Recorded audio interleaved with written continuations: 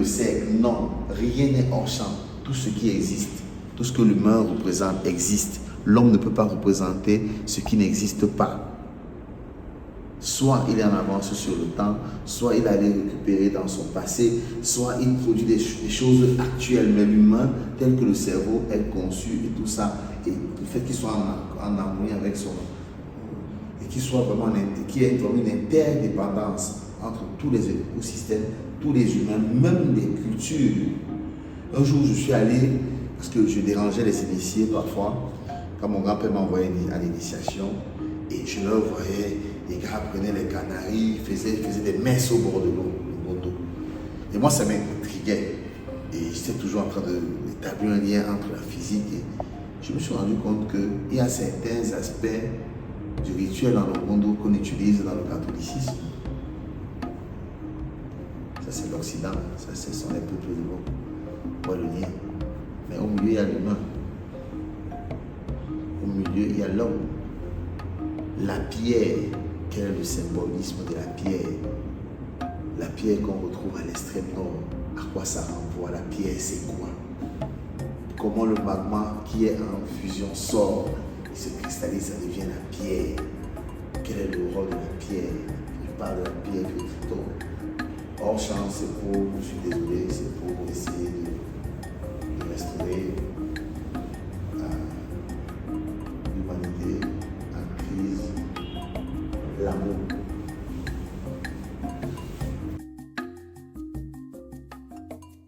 Hors champ, c'est une chose et son contraire. C'est-à-dire, c'est venir dans une galerie, mais de dire qu'on peut venir dans une galerie autrement. Et c'est de travailler de telle sorte qu'on voit la rencontre de deux esprits, c'est-à-dire Jean-Michel Dissaké et moi-même, qui, pour moi, prendrait hors champ comme la rencontre entre une trilogie, le galériste, l'artiste qui est mon collègue et ami, et moi-même. C'est une trilogie.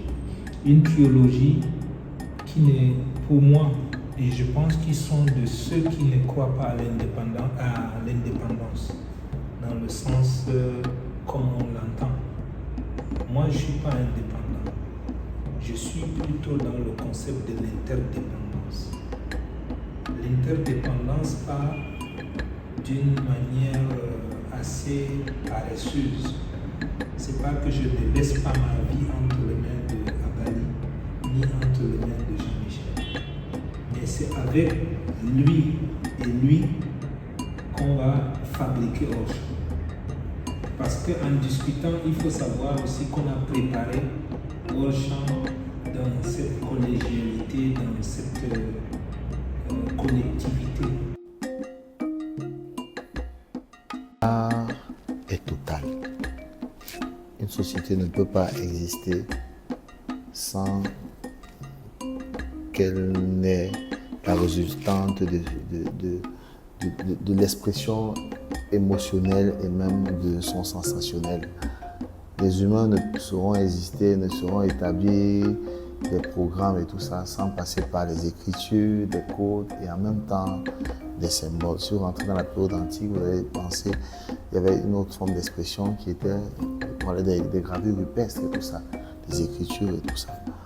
Mais à partir d'une œuvre d'art, on peut penser un programme économique, on peut penser l'organisation sociale d'une société. Et quand on parle déjà de sociologie, nous ne saurons parler de sociologie sans parler de politique en fait. C'est pour ça que vous allez remarquer que dans d'autres cieux, vous allez remarquer que le président Chirac par exemple, pourquoi le Quai Branly? Pourquoi dans certains États, pourquoi au Vatican, par exemple, il y a des œuvres d'art? Moi, j'ai une œuvre au Vatican. Pourquoi au Vatican, il y a des œuvres d'art? Pourquoi dans des églises, il y a des œuvres d'art? Pourquoi les urbanistes tracent des routes?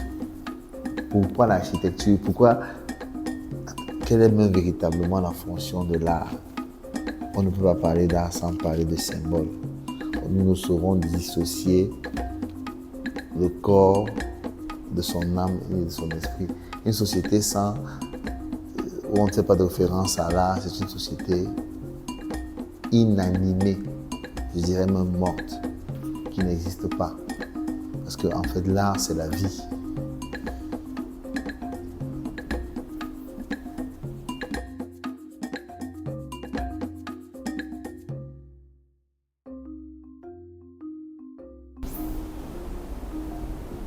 Selon vous, quelles sont les plus grandes difficultés auxquelles les artistes contemporains font face aujourd'hui? Ça dépend. Les plus grandes difficultés auxquelles nous faisons face, c'est que déjà, ça dépend de la société dans laquelle tu es inscrit. Mais je dirais qu'un artiste véritable peut transcender ce qu'on appelle la difficulté, parce que la difficulté, parfois, c'est comme le catalyseur de l'inspiration. Un véritable artiste, en fait. Un véritable artiste n'a pas peur de se retrouver sans femme, de se retrouver sans amis, n'a pas peur de se retrouver sans argent, n'a pas peur de se retrouver c'est-à-dire dans la misère. Mais le drame, la plus grande difficulté que nous avons aujourd'hui, c'est que même quand on se retrouve là, et qu'il faille qu'on célèbre nos gloires et qu'à un moment donné, nous devenons riches, ça fait un problème, c'est un problème. C'est-à-dire, c'est le fait qu'à un moment donné, l'artiste même n'a pas de difficulté, mais c'est la société dans laquelle il est inscrit qui devient une difficulté pour lui, alors qu'il est là pour servir cette société-là. Bon, moi, je pense que l'artiste n'est pas hors du monde. C'est un humain. Et donc, il peut avoir des difficultés, certes, mais il a souvent la capacité à transcender, comme disait Jean-Michel Dissaké, à transcender ces difficultés. Et je vais même citer aussi Wilfrid Mounier, qui est chercheur, critique d'art, qui disait que l'artiste a la capacité, même dans la violence, de créer. Il faut même un peu de la violence quelque part. Il faut cette violence-là pour l'amener à produire quelque chose. Mais moi, en fait, je suis quelqu'un qui est tolérant. Je pense qu'il faut aussi pas trop prendre tout et mettre sur les artistes. Ils en ont déjà assez une vie compliquée. Il ne faut pas leur rajouter trop de responsabilités. Ils ne sont pas irresponsables, ils sont responsables. Et surtout même, comme disait Jean-Michel Dissaké, qui a employé le mot véritable, mais c'est des gens, quand ils décident de s'engager, il est capable de donner sa vie. On a vu des performeurs comme les Orlan qui se posent à toujours en difficulté avec eux-mêmes, en fait. Les artistes comme Orlan, autant pour moi, c'est des gens qui sont prêts à donner même leur chair pour le bien-être. Quand tu vois les performances que certains artistes font, ça veut dire qu'il est capable de disparaître si jamais la cause n'est pas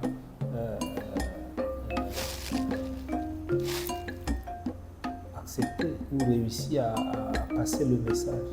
Il est capable d'aller même avec son corps. D'ailleurs, la première matière de performance, c'est le corps. Ils sont capables de donner leur corps pour faire passer le message, pour le bien du monde, pour le bien de la nature.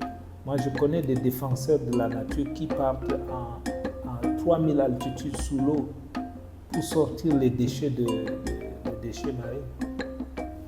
Donc, en fait, en réalité, les gens ont souvent pas seulement fait attention à la différence entre des badigeonneurs de couleurs et des artistes qui, eux, veulent changer quelque chose, en fait. Il y a plusieurs catégories. Et qui ont même fait de l'art, leur vie. Voilà, c'est ça. À un moment donné, parce que ça devient comme un sacerdoce. C'est ça. Et à un moment donné, si tu trahis la cause, l'art même te frappe. Voilà, tout à fait. Et ça dépend de comment est-ce que... parce qu'il y a des administrateurs de l'art aussi. Ils sont allés à l'école, ils ont essayé d'être artistes, ça n'a pas donné. Et ils se sont retrouvés, il y a des créneaux, ils entrent là et là, dans ce cas-là, ils sont paisibles, ils fabriquent leur parcours et tout. Mais ceux qui s'engagent vraiment corps et âme, ils en ont atteint un certain niveau. On en voit dans la musique, la majorité des reggaeman. Ils ont opté pour la défense des causes des opprimés. Bob Marley, quand vous voyez la vie de Bob Marley, vous voyez un artiste qui donne sa vie. Il a donné sa vie pour devenir légende qu'il est aujourd'hui quand on chante son nom partout. Même ici au petit niveau, quand vous voyez les Tiken Jah Fakoly, les Alpha Blondy, dans le reggae, on a déjà, même dans le jazz, dans le blues, quand vous voyez les grands artistes du blues, du jazz, toutes les musiques noires nées dans les champs de coton, ils ne sont pas en train de faire de la musique un jeu ou même ni un plaisir juste du cœur, ou bien on dit la musique c'est pour les émotions ou pour la... Non, mais ils sont allés jusqu'à donner leur vie. Il y a des femmes dans le blues, dans le jazz qui n'ont pas connu le bonheur dans leur foyer. Elles sont politiquement engagées d'abord avant de devenir des mères ou des femmes ou épouses et tout. D'ailleurs, même le fait déjà d'avoir ce regard d'artiste ne les permet pas d'avoir le regard classique du monde. Parce que même tout ce qu'on raconte là, fonder une famille, tout ça, parfois on impose un modèle. Et ce modèle-là, parfois, traumatise ceux qui ne veulent pas être comme tout le monde. Et c'est pour ça que justement, vous allez trouver dans la majorité des artistes, il y a ce côté autiste, comme je disais. Parce qu'ils ne supportent pas qu'on leur impose le mensonge.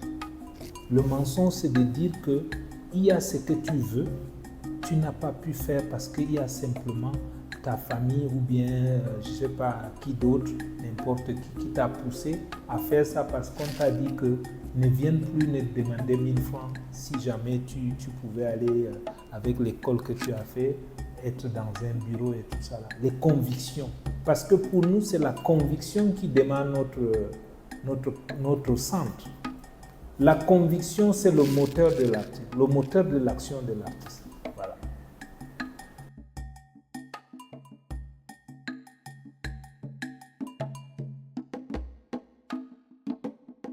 En tant que figure majeure dans votre domaine, quel héritage souhaitez-vous transmettre aux générations futures? Bon, en fait, pour la question de la transmission, moi je pense qu'on est né dedans avant même d'être, quand on était même déjà précoce, parce qu'on est dans un continent, on est les seuls à vouloir donner quand on n'a même pas encore. Et je crois que cette générosité, on est né dedans. Nous, on est né avant l'arrivée des écoles et on était toujours dans une socialisation. L'art qui était toujours regroupé. Je me rappelle bien quand on a fait des opérations comme le squat art, c'était toujours à partir de l'art qu'on pouvait aider le nôtre. C'est-à-dire s'il y a quelqu'un qui est gravement malade, on ne pensait pas aller faire des mémoires ou des cotisations comme classiquement. On allait toujours organiser une exposition, faire un événement collectif pour récolter des sous et aller aider les gens. Moi, personnellement, je suis en perpétuelle transmission envers ou bien pour les jeunes. En fait, j'ai créé un espace. Cet espace-là a pour vocation transmettre le savoir, mais je n'aimerais pas transmettre comme tout le monde fait. J'aimerais que ça soit plutôt bénéfique pour l'apprenant. Parce que généralement, j'ai constaté qu'on crée des gourous de l'art.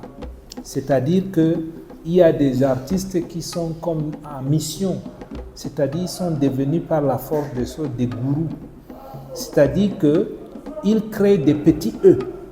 Tu vois, des petits Aliou Moussa, ça, je ne veux pas ça. Je hais ça. Je déteste. Je repousse ça avec énergie. Je voudrais créer un espace à la fois de convivialité, de transmission par énergie.